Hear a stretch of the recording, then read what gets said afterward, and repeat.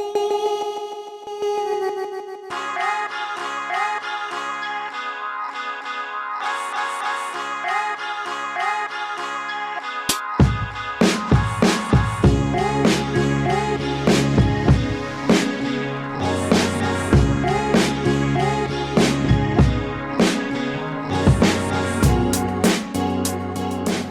this is the Golf GTI Clubsport. And I know, I get it, the 40-year thing, right? But you're paying a little bit over $1,000 for every year that this thing has existed. 40 years, 45 grand or something. But god damn it, it's worth it. Really is. Really is. It's just such a good car, you know. And look, GTI is a good car on its own, right? Let's not make any mistake here. GTI is a great car. Golf R is a great car. But there's something about the Clubsport one. There's something about the way it's set up. I know a lot of the noise is fakey-makey stuff that comes through the speaker system, but I don't really give up. I'll be honest with you. An ambulance driver's on the phone, holding the phone up to his head. Is that allowed? I think you've set a good example for us, no?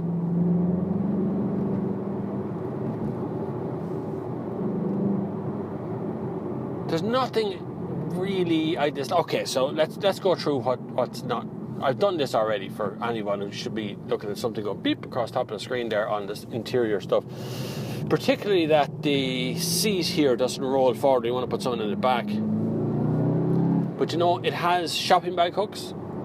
Like it's practical. It's got a spare wheel. It's practical in that respect as well. What this car delivers is a need to drive, you know, a need to go somewhere and do something beyond the ordinary. That's what this car delivers and gives me, is that want to go for a spin when there's absolutely no need to go for a spin. And and we've done it, the whole family's done it. We've gone to Limerick, we've gone to, where did we go yesterday? Newbridge or something yesterday. You know, there's a feeling that this car delivers all of that to us. Plus it corners like it's on rails. The back gets a little bit twitchy on the way out. It's got a 6-speed box that's lovely and a pleasant noise most of the time. Although I would like a bit more of the grumbly stuff. Now I have modes, so I've set into individual mode this morning. If I go eco, this is eco, right? There's no real noise there now. Not the way it was a second ago. Hold on a second. Let's do a little acceleration to this roundabout here. It's still there. I doubt that's very eco, right? So let's go to different modes. That was acceleration through eco. Let's go to normal. That's a little bit better. Okay, let's go along here to sport. That's much better, right? So there's a noise there now. It's a very, very low down grumble. This stuff that wants to get you going. It's really good, but it's not there enough, particularly in individual mode. It's just not there enough. I wanted more than the noise delivers, so to speak. The rest of the car setup, the seating and steering and everything else is all very, very comfortable. The Alcantara steering wheel is gorgeous. I'll have nightmares about the word Alcantara. You'll see another video here to do with Alcantara. I don't see anything particularly that I would disagree with, other than our crap VRT in this country. Every time I say that, VRT, I can't help but get a little sick in my mouth. VRT drives up the price of this car because you want safety equipment, you want kit, you want Alcantara steering wheels and Alcantara doors. You want that stuff, so it drives the price up. VRT is a tax that is paid specifically in Ireland, even though it's not paid anywhere else in Europe. It is specifically paid in Ireland. It is a very big business here, and nobody seems to want to get rid of it. Nobody seems to have an appetite. We are completely ripped off in this country. Absolutely, totally ripped off in every respect. But that's just the way Ireland is. We all get used to something and forget about it. And nobody brings up the point anymore. VRT. Every single time absolutely kills us. So that's the reason. So anyone watching who's not in Ireland, that is the reason that VRT absolutely kills this car over here. €44,000 makes no sense at all for a GTI Clubsport, especially when you look at the price of a standard GTI or even a Golf R, but it is a fantastic package. The seats are beautiful. I love them, and they're so comfortable, and it's so easy to find my little spot that's good. There's another little thing that goes across the top, how to sit in the car. It's just a perfect little package. Plus, it's properly sporty, it's properly quick. I mean, yeah, like it really does do its business when you want to go fast or you want to overtake something. It really does. I'm out in the back end of nowhere, Laois. That's what this is. This is the border between Laois and Kildare here. The actual M7 motorway is just over there. I can see the blue signs from it. And this here is the old N7, which connected Monstrevan and Portlaoise.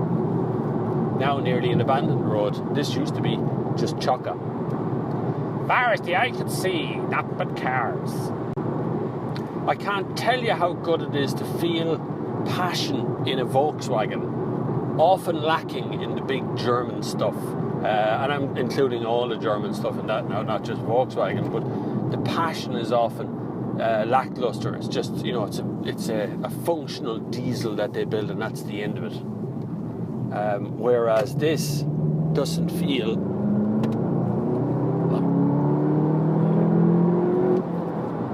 That is proper noise, you know. Well, no, that's wrong. It's not proper noise. It's kind of fake noise. But it doesn't feel fake. Although there are points of the rev range that I can hear the sound down here. So it's like, you know, the speaker's doing its thing. And when the radio's on, that's better again. Don't ask me how I say that. But when you turn the radio up a little bit and you got some music playing, that noise is a little bit better.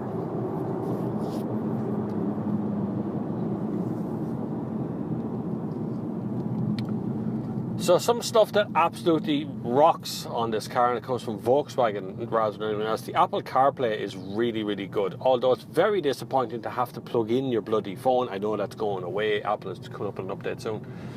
But having to plug in your phone in the first place just because Apple CarPlay is connected is just a pain in the ass.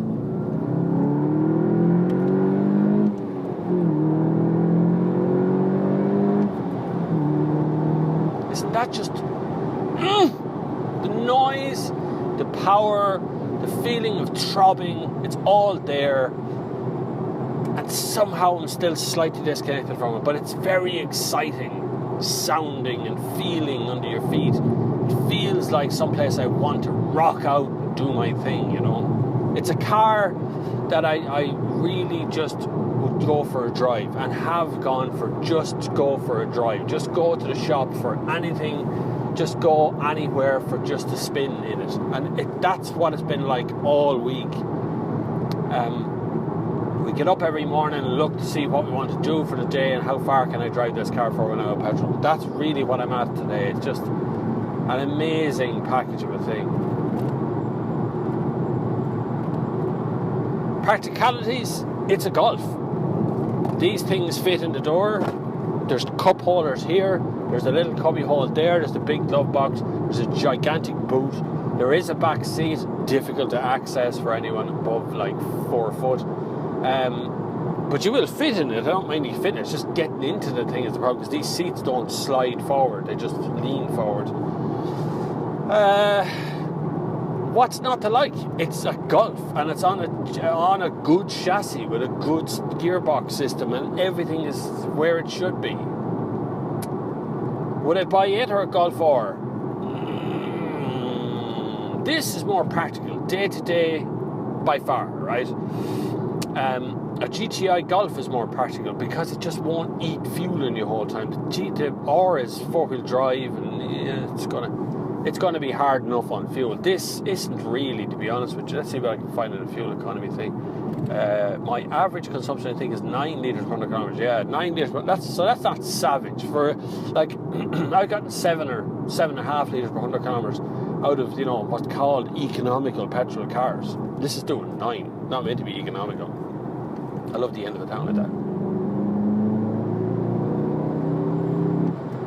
The problem is, well, it's not really a problem, but you seek out that noise. You try and auto your gear shifting so you can hear that noise that comes from the speakers or comes from the general engine noises piped in here.